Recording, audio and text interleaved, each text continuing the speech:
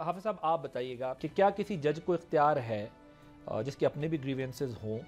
اس قسم کے کامنٹس وہ کریں، ریاستی اداروں کو بنیاد بنا کر اس طرح تنقید کریں کہ جی اب تو ہوا میں معلق ہے،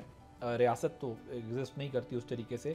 تو اس کو ہمیں اگنور کرنا چاہیے یا سنجیدہ لینا چاہیے؟ یور ٹیک آن۔ بسم اللہ الرحمن الرحیم۔ جب بھی کوئی ہائی کورٹ کا جج یا سپریم کورٹ کا جج بات کرتا ہے تو اس کو سیریس لینا چاہیے، چونکہ وہ ایک بڑے اہم پوزیشن کے اوپر بیٹھا ہوا ہے۔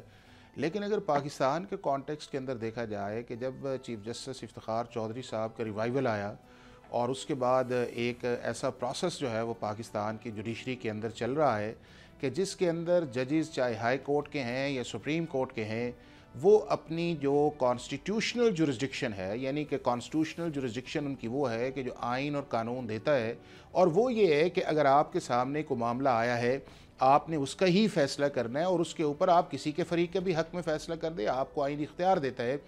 لیکن اس سے باہر جو آبزرویشنز کا ایک ٹرینڈ پچھلے 12-14 سال سے چل رہا ہے، وہ اس طرح آگے نکل کے آئے کہ اس سے پاکستان کے جو کانسٹیٹیوشنل انسٹیٹیوشنز ہیں،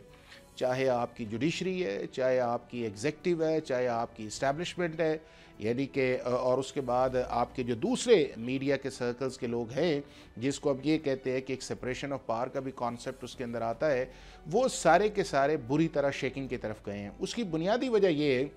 کہ جب جج کو چیز بات کرتا ہے تو اس کا ایک امپیکٹ آتا ہے، چاہے اس کا ایک امپیکٹ میڈیا امپیکٹ آئے، چاہے اس کا ریاست کے اوپر یا ملک کے اوپر ایک ایسا امپیکٹ آئے جس کے اندر ایک نیگیٹیوٹی کا عنصر بھی جائے، اس چیز کے اندر جایا جائے،